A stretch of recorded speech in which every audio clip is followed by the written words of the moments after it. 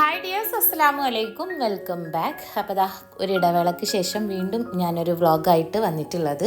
അപ്പോൾ ഇന്നത്തെ വീഡിയോ എന്ന് പറയുന്നത് നമ്മുടെ വീട്ടിലുള്ളപ്പോൾ ഉള്ള ഒരു ഡേ ഇൻ മൈ ലൈഫ് അല്ല കേട്ടോ.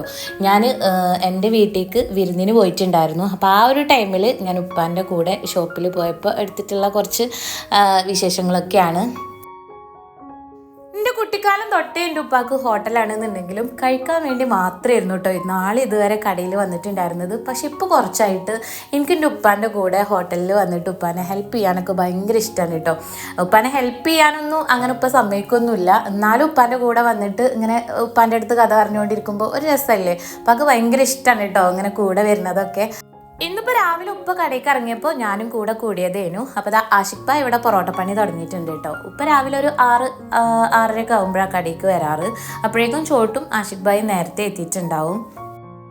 വന്ന പാടെ തന്നെ ഉപ്പ പടച്ചട്ടിയും എടുത്തിട്ടിട്ട് യുദ്ധക്കളത്തിലോട്ട് ഇറങ്ങിയിട്ടുണ്ട്. ഉപ്പാക്ക് നല്ല ക്ലിയർ കട്ടായിട്ടുള്ള ഒരു റൂട്ടീൻ ഉണ്ട് കേട്ടോ. ഇവിടുത്തെ മെയിൻ ഷെഫ് ഉപ്പയാണ് കേട്ടോ. അതായത് ചോറും അതിൻ്റെ സെറ്റും പിന്നെ ബിരിയാണി, മന്തി, കറികൾ അതൊക്കെ ഉപ്പയാണ് ഉണ്ടാക്കാറ്. കിച്ചണിൽ ഉപ്പാൻ്റെ മെയിൻ കയ്യാളാണ് ചോട്ടു. ചോട്ടുവിൻ്റെ നാട് ആസാമാണ് കേട്ടോ. ഞങ്ങളാളെ ചോട്ടുന്നും ടിങ്കുന്നും ഒക്കെ വിളിക്കും. ചോട്ടു, ആഷിഖ് ഒക്കെ ഈ കട തുടങ്ങിയ നാൾ തൊട്ടിട്ടേ ഉപ്പാൻ്റെ കൂടെ ഉള്ളതാണ് കേട്ടോ. ഉപ്പാക്ക് ഇവരോടൊക്കെ ഒരു പ്രത്യേക ഇഷ്ടവും പരിഗണനയൊക്കെയാണ്. എന്തെങ്കിലും വേണ്ടാത്തത് കണ്ടാൽ ശാസിക്കുകയും വഴക്കുവരെയൊക്കെ ചെയ്യുന്നുണ്ടെങ്കിലും ഭയങ്കര ഇഷ്ടമാണ് കേട്ടോ അവരോടൊക്കെ. ഒരു തൊഴിലാളി ഉടമ എന്നുള്ള രീതിയിലുള്ളൊരു ബന്ധമൊന്നുമല്ല കേട്ടോ ഇവർ തമ്മിൽ. തിരിച്ച് അവർക്കും തന്നെ ഉപ്പാനോടൊരു പ്രത്യേക സ്നേഹവും അടുപ്പൊക്കെ തന്നെയാണ്. അപ്പോൾ ചോട്ടു രാവിലെ കട തുറക്കുകയാണ് കേട്ടോ. രാവിലെ ഒരു 7:30 ഒക്കെ ആകുമ്പോഴാണ് കേട്ടോ ഷോപ്പ് ഓപ്പൺ ചെയ്യാറ്. അപ്പോൾ ചോട്ടു നല്ലോണം പ്രാർത്ഥിച്ചിട്ടൊക്കെയാണ് കട തുറക്കുക. ഉപ്പാക്ക് ഇവിടെ ചോട്ടു കട തുറക്കുന്നതാണ് കേട്ടോ ഏറ്റവും ഇഷ്ടം. വേറെ ആരും ഉപ്പ സമ്മതിക്കൂല കട തുറക്കാൻ. ചോട്ടു നല്ലോണം പ്രാർത്ഥിച്ചിട്ടൊക്കെ കട തുറക്കുന്നത് കാണാൻ തന്നെ ഉപ്പാക്ക് ഭയങ്കര ഒരു റാഹത്താണ് കേട്ടോ. ഉപ്പാക്ക് എല്ലാവർക്കും ഉപ്പാൻ്റെ മനസ്സിലൊരു പ്രത്യേക സ്ഥാനമുണ്ട് കേട്ടോ. ഈ ചോട്ടുണ്ടല്ലോ ഉപ്പാൻ്റെ കയ്യാൾ മാത്രമല്ല കേട്ടോ. ഞങ്ങൾ പറയും ഉപ്പാൻ്റെ ആണ് ചോട്ടുന്ന്. കാരണം ഉപ്പാൻ്റെ ഹെൽത്തിൻ്റെ കാര്യത്തിലും ഒക്കെ ആൾക്ക് ഭയങ്കര ശ്രദ്ധയാണ്. കറക്റ്റ് ടൈമിൽ ഉപ്പ മറന്നാലും ഇനിയിപ്പോൾ നമ്മളൊക്കെ മറന്നാലും ചോട്ടു കറക്റ്റ് ടൈമിൽ മെഡിസിൻ എടുത്ത് കൊടുത്തിട്ടും അതേപോലെ വെള്ളം കുടിപ്പിച്ചിട്ടും അങ്ങനെ ഉപ്പാനെ ഹെൽത്തും ആൾ നന്നായിട്ട് നോക്കും കേട്ടോ. അങ്ങനെ ഷോപ്പൊക്കെ ഓപ്പൺ ചെയ്ത് ലൈറ്റ്സൊക്കെ ഓൺ ആക്കിയിട്ടുണ്ട്. ഉപ്പ അവിടെ കിച്ചണിൽ കാര്യമായിട്ട് പണിയിലാണ് കേട്ടോ. രാവിലെ ഒരു 10:30-11 മണിയാകുമ്പോഴേക്കും ഉപ്പാൻ്റെ എല്ലാ ജോലിയും കഴിഞ്ഞിട്ടുണ്ടാവും. ഞാൻ എപ്പോഴും ഉപ്പാൻ്റെ അടുത്ത് പറയും എങ്ങനെ ഇത്രയും ടൈം ആകുമ്പോഴേക്കും ഈ ഐറ്റംസ് ഒക്കെ ഉണ്ടാക്കണേന്നുള്ളത്. ഇന്നിപ്പോൾ എൻ്റെ കലപില സംസാരത്തിനിടക്ക് ഉള്ളി കെട്ടിക്കൊണ്ടിരുന്നപ്പോൾ ശ്രദ്ധ മാറിയിട്ട് ഉപ്പാൻ്റെ കൈ ചെറുതായിട്ടൊന്ന് മുറിഞ്ഞു പോയിട്ടുണ്ടായിരുന്നു കേട്ടോ. ഉപ്പാക്ക് അങ്ങനെ അശ്രദ്ധമായിട്ടൊന്നും സംഭവിക്കാറില്ല കേട്ടോ. ഉപ്പ നല്ലപോലെ ശ്രദ്ധിക്കുന്ന ആളാണ്. പക്ഷെ ഇന്നിപ്പോൾ ഞാൻ രാവിലെ തന്നെ ഓരോന്ന് പറഞ്ഞ് ഇങ്ങനെ കൂടിയേക്കല്ലേ. അപ്പോൾ ഞാൻ കുറച്ച് മഞ്ഞൾപ്പൊടി എടുത്തിട്ട് ആ മുറിയിലിട്ട് കൊടുക്കുകയാണ് കേട്ടോ. ഉപ്പാക്ക് ഷുഗർ ഉള്ളതുകൊണ്ട് തന്നെ മുറിവൊക്കെ ആണ് നമുക്ക് ഭയങ്കര പേടിയാണ് കേട്ടോ. എങ്ങാനും ഉണങ്ങാതായാലോ എന്നൊക്കെ. അങ്ങനെ ഉപ്പാൻ്റെ ജോലികൾ വീണ്ടും തുടർന്നുകൊണ്ടിരിക്കുന്നുണ്ട്. ഉപ്പ നമ്മളടുത്ത് അത് ചെയ്തോന്ന് പറയാണ്ട് ഉപ്പാൻ്റെ ജോലിൻ്റെ ഇടക്ക് പോയിട്ട് നമ്മൾ ഹെൽപ്പ് ചെയ്യണത് ഉപ്പാക്ക് ഇഷ്ടമല്ല കേട്ടോ. ഉപ്പ ഈ സവാള കട്ട് ചെയ്യണത് നോക്കിക്കൊണ്ടിരിക്കാൻ തന്നെ ഒരു രസമാണ് കേട്ടോ. ഭയങ്കര സ്പീഡായിരിക്കും. ഞാൻ ഉപ്പാൻ്റെ അടുത്ത് ഇടക്ക് പറയും ഞാൻ ഹെൽപ്പ് ചെയ്യുക, കുറച്ച് ഞാൻ കട്ട് ചെയ്ത് തരാമെന്ന്. പക്ഷേ ഞാനും ഉപ്പയും കട്ട് ചെയ്യണത് പണ്ട് അമ്മയും മൊയലും പന്തയം വെച്ച പോലെ ഇരിക്കും കേട്ടോ. അത്രയ്ക്ക് സ്പീഡ് അപ്പാക്ക്. ഉപ്പ ഒരു 10 ഉള്ളി കട്ട് ചെയ്യുമ്പോഴേക്കും ഞാൻ 1 ഉള്ളി കട്ടാക്കുള്ളൂ. എനിക്കങ്ങനെ എത്രയൊക്കെ തലകുത്തി ശ്രമിച്ചാലും സ്പീഡിൽ കട്ട് ചെയ്യാൻ കഴിയൂല കേട്ടോ. എന്നാൽ പിന്നെ എൻ്റെ അനിയത്തി കുറച്ചും കൂടെ സ്പീഡിൽ ചെയ്യും.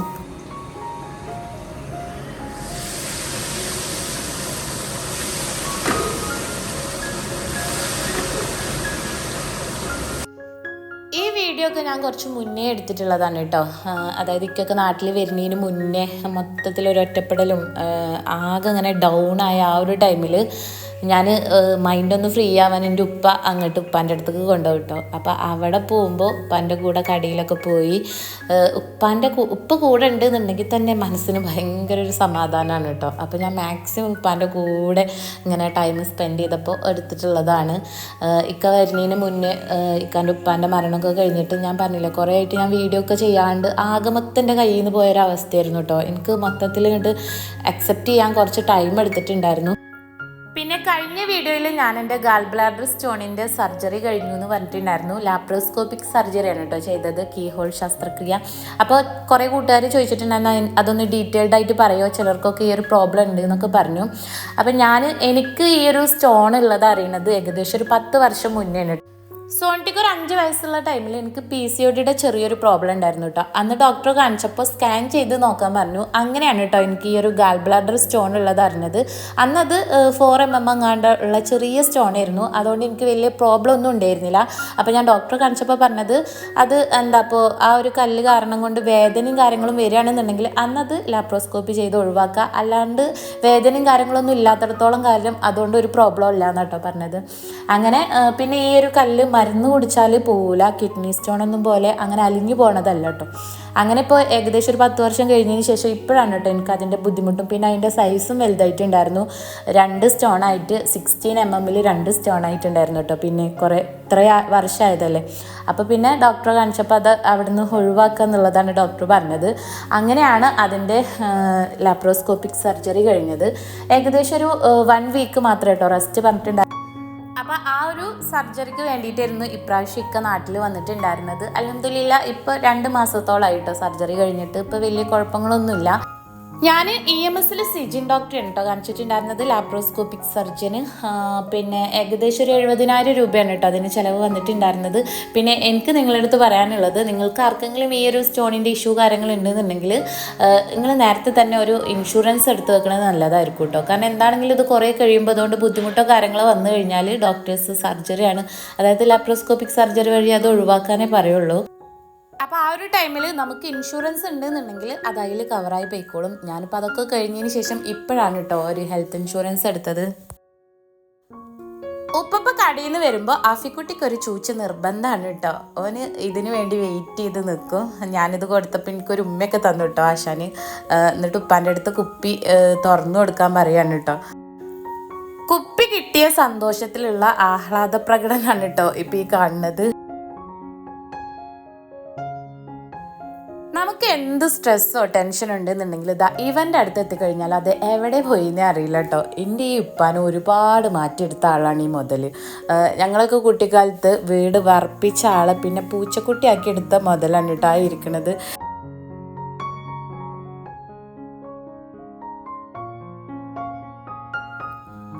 ഇതാണ് കേട്ടോ ഇപ്പം ഞങ്ങൾ പുതിയതായിട്ട് വാങ്ങിച്ച പാതാക്കരുള്ള വീട്. ഇപ്പോൾ കുറച്ചായിട്ട് ഉമ്മി അനിയനും വൈഫും കുട്ടിയൊക്കെ ഇവിടെ തന്നെയാണ് ഉള്ളത്.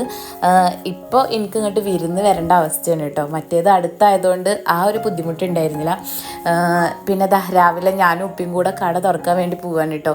ഈ കവർ കണ്ടില്ലേ, ഈ കവറിന് എത്ര വർഷത്തെ പഴക്കമാണെന്ന് എനിക്ക് തന്നെ പറയാൻ അറിയില്ല കേട്ടോ. ഉപ്പ എപ്പോഴും ഇതിലാണ് കേട്ടോ. ഉപ്പാക്ക് കടയ്ക്ക് രാവിലെ കുറച്ച് ക്യാഷ് കൊണ്ടുപോകണമല്ലോ, ആ ഒരു ക്യാഷ് ഇട്ട് വെക്കുക ഭയങ്കര രാശിയുള്ള കവറാണെന്നാണ് കേട്ടോ ഉപ്പാൻ്റെ വിശ്വാസം. ഉപ്പാക്ക് അങ്ങനെ ഓരോരോ വിശ്വാസങ്ങളുണ്ട് കേട്ടോ. അങ്ങനെ പിറ്റേ ദിവസം കട തുറക്കാൻ വേണ്ടി വന്നപ്പോൾ ചോട്ടുവിൻ്റെ പണി തുടങ്ങിയിട്ടുണ്ട്. അപ്പം ഞാൻ ആ തീയൊക്കെ കണ്ടപ്പോൾ ജസ്റ്റ് ഒന്ന് ചൂടാക്കാൻ വേണ്ടി നിന്നതാണ് കേട്ടോ. എനിക്കിവിടെ വന്നാൽ പ്രത്യേകിച്ച് പണിയൊന്നുമില്ല കേട്ടോ. ഞാൻ വെറുതെ ഉപ്പാൻ്റെ കൂടെ ഉപ്പാക്കൊരു കമ്പനി കൊടുക്കാൻ വേണ്ടി വരുന്നതാണ്. പിന്നെ ഉപ്പ ചെയ്യണ ജോലിയിലൊന്നും ഞങ്ങളെ കൈ കടത്താൻ സമ്മതിക്കില്ല. അങ്ങനെ ഇന്നിപ്പോൾ ഞാൻ ഈ ഒരു ഗ്ലാസും അതേപോലെ സമാവറിൻ്റെ ഭാഗങ്ങളൊക്കെ ഒന്ന് ക്ലീൻ ചെയ്യാൻ വേണ്ടി നിന്നു കേട്ടോ. രാവിലെ കടയിൽ വന്നു കഴിഞ്ഞാൽ നല്ല അടുക്കും ചിട്ടയോട് കൂടിയിട്ട് 1 by 1 ഇപ്പോൾ ഓരോ കാര്യങ്ങളും ചെയ്യണ കാണാനൊരു പ്രത്യേക ഭംഗിയാണ് കേട്ടോ. ശരിക്കും എനിക്ക് തന്നെ അത്ഭുതം തോന്നിയിട്ടുണ്ട് കേട്ടോ. ഒരു ഇത്ര സമയത്തിനുള്ളിൽ കറക്റ്റ് എല്ലാ കാര്യങ്ങളും ഇപ്പോൾ സെറ്റാക്കിയിട്ടുണ്ടാവും.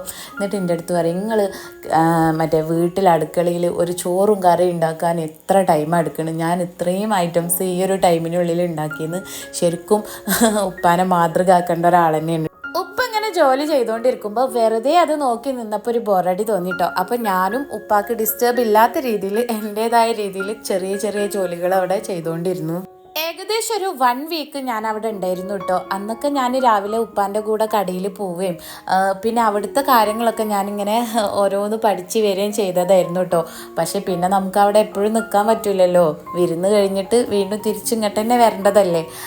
അങ്ങനെ ആ ഒരു പോയ ടൈമിൽ എനിക്ക് ഒരു പുതിയ അനുഭവങ്ങളായിരുന്നു കേട്ടോ ആ കടയിൽ നിന്നപ്പോഴൊക്കെ. ഉപ്പാക്ക് ഞാൻ പറഞ്ഞല്ലോ, എൻ്റെ കുട്ടിക്കാലം തൊട്ടേ ഉപ്പാക്ക് കട നടത്തി വരുന്ന ആളാണെന്നുണ്ടെങ്കിലും ഇങ്ങനെ ഉപ്പാൻ്റെ കൂടെ കടയിൽ പോയി നിന്ന് ഉപ്പാനെ ഹെൽപ്പ് ചെയ്തിട്ട് അങ്ങനെ ഒരു അനുഭവങ്ങളില്ല കേട്ടോ. കാരണം പൊതുവെ ഉപ്പ ഞങ്ങൾ അതിനൊന്നും സമ്മതിക്കൂലായിരുന്നു. പിന്നെ കസ്റ്റമേഴ്സിനൊക്കെ ഡീൽ ചെയ്യാനും അവർക്കുള്ള പാഴ്സൽ എടുത്തു കൊടുക്കാനും അവരുടെ ബില്ല് എഴുതി കൊടുക്കാനും പിന്നെ അവിടെയുള്ള സാധനങ്ങളുടെ റേറ്റും കാര്യങ്ങളും ഒക്കെ പഠിച്ചു വന്നതായിരുന്നു കേട്ടോ. ആദ്യമൊക്കെ ഓരോ സാധനങ്ങളും ഉപ്പാൻ്റെ അടുത്ത് പറയും, ഉപ്പ് എടുത്തു കൊടുക്കുകയായിരുന്നു കേട്ടോ. പിന്നെ ഞാൻ തന്നെ അത് നോക്കി മനസ്സിലാക്കി ഞാൻ എടുത്തു കൊടുക്കുമ്പോൾ അത് ഉപ്പാക്ക് ഓക്കെ ആയി തുടങ്ങി.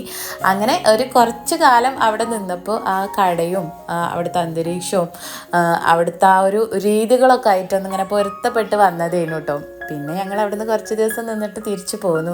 പക്ഷെ എന്തൊക്കെ പറഞ്ഞാലും ലൈഫിലൊരു ഡിഫറെൻ്റ് എക്സ്പീരിയൻസ് ആയിരുന്നു അത്. അപ്പോൾ ഇത്രയൊക്കെ ഉള്ളൂ കേട്ടോ ഞാൻ വീഡിയോ എടുത്തിട്ടുള്ളത്. ഇത് ഞാൻ അവിടെ വീട്ടിലുള്ളപ്പോൾ എടുത്ത കുറച്ച് വിശേഷങ്ങളൊക്കെയാണ്. അപ്പോൾ ഇന്നത്തെ ഒരു വീഡിയോ ഞാനിവിടെ വൈൻഡപ്പ് ചെയ്യാണ്. വീഡിയോ നിങ്ങൾക്ക് ഇഷ്ടമായി കാണുമെന്ന് വിചാരിക്കണു. വീണ്ടും നമുക്ക് ഇനി പുതിയ വിശേഷങ്ങളൊക്കെ ആയിട്ട് കാണാം കേട്ടോ. Thank you.